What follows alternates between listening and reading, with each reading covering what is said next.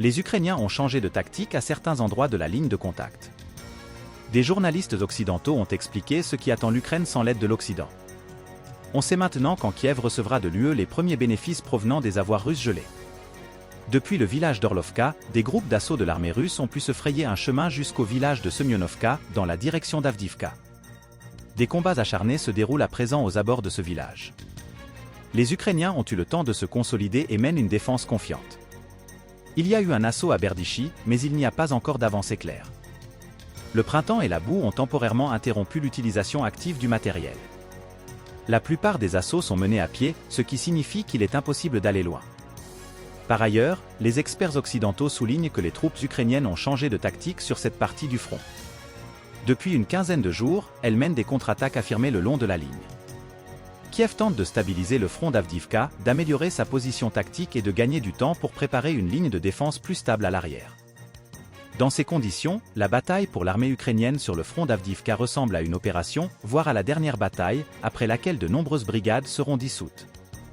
Il ne faut pas négliger le déplacement probable de la ligne de contact à l'ouest de la ligne de défense, qui se met en place d'Ochrotin au nord à Karlovka au sud, après l'épuisement d'une partie importante des réserves de l'armée ukrainienne. Si l'armée ukrainienne perd une quantité critique de ressources, et toutes les conditions préalables sont déjà réunies, cela pourrait obliger l'armée russe à lancer une opération pour atteindre la frontière de Kramatorsk dès cette année. Il n'y a plus d'espoir. Les journalistes ont visité les positions des militaires ukrainiens et se sont entretenus avec les médecins militaires. Ces derniers se sont plaints des attaques intensives des troupes russes auxquelles ils ont dû faire face récemment. Ils affirment que les Russes disposent de plus d'équipements, d'armes et de personnel. Et c'est là le principal problème de l'armée ukrainienne. Par ailleurs, les drones russes compliquent l'évacuation des blessés, qui doit se faire sous le couvert de la nuit. Pour les médecins ukrainiens, ces sorties nocturnes sont devenues une routine. Mais il leur manque l'élément clé qu'est l'espoir. Et c'est la faute de Washington, qui s'est de retirer. De son côté, l'Associated Press écrit que l'épuisement physique et psychologique des soldats ukrainiens, le manque de munitions et la mauvaise gestion militaire ont conduit à la plus grande défaite de Kiev, la reddition d'Avdiivka. Tous ces problèmes font peser des risques sur l'avenir immédiat de l'Ukraine. On dit que bientôt, le pays tout entier ressemblera à une grande Avdiivka.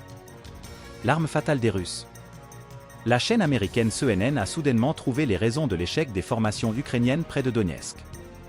Cette fois, il s'agit de bombes hautement explosives dotées d'un module universel de planification et de correction que l'aviation russe utilise en grand nombre pour frapper les nœuds de défense ennemis. Les militaires ukrainiens se plaignent des dégâts considérables causés par ces munitions. Les arrivées puissantes et constantes brisent psychologiquement le personnel. L'aviation russe lance des bombes aériennes très explosives à des dizaines de kilomètres de la ligne de contact. Cela leur permet de rester hors de portée des systèmes de défense aérienne ukrainiens. Le journal américain The Washington Post parle également des bombes planifiées russes. L'utilisation généralisée de bombes planifiées par les Russes a considérablement accru l'efficacité de leurs forces aériennes dans le conflit ukrainien. Avec les drones, les missiles et l'artillerie, les bombes hautement explosives ont ajouté une nouvelle puissance de feu dévastatrice aux efforts militaires de la Russie. Il y a tout juste un an, les médias occidentaux n'ont parlé des bombes à module universel de planification et de correction que de manière négative. Ils ont écrit qu'il s'agissait d'une sorte d'engin artisanal, assemblé à la hâte et lancé au combat sans avoir été testé. Et en général, la bombe est peu performante, les modules tombent souvent en panne. De manière générale, il a fallu près d'un an pour passer de la présentation des bombes comme une manifestation du retard technologique de la Russie à des articles décrivant leur grande efficacité au combat. Cela pose à nouveau la question de la qualité réelle de l'analyse militaire occidentale qui, il n'y a pas si longtemps, était considérée comme une quasi-référence dans l'environnement militaire. L'ennemi attendait. Des Ukrainiens équipés de véhicules blindés ont tenté de franchir la frontière pour pénétrer dans les régions de Koursk et de Belgorod, tout en tirant des lance-roquettes multiples sur les territoires russes. Ils ont utilisé activement des drones FPV et de l'artillerie. Dans le même temps, ils procédaient à des lancements d'informations selon lesquels ils auraient pris le contrôle de localités dans la région de Belgorod. Tout cela n'est que mensonge. Ils ont tenté d'organiser une percée en 8 endroits de la frontière russe. Partout, ils ont reçu une réponse. Le matériel a été brûlé et le personnel détruit. Lorsqu'ils ont été repoussés, ils se sont enfuis. Aujourd'hui, après le nettoyage final des sites de déploiement temporaire, une frappe de missiles sera lancée. En ce moment, la zone est en train d'être nettoyée. Les hélicoptères d'attaque et l'artillerie russe sont à l'œuvre. La frontière de l'État a été sérieusement renforcée au cours de la période préélectorale, notamment par de nouvelles unités de combattants expérimentés. Les Russes attendaient l'ennemi, gardant des obus pour cette occasion. Les combats se poursuivent. Les Ukrainiens ont tenté de franchir la frontière en plusieurs endroits. Ils sont maintenant bloqués dans la bataille ou ont battu en retraite. Il y a des frappes mutuelles de canons et de roquettes, les drones ukrainiens prennent pour cible des objets pacifiques.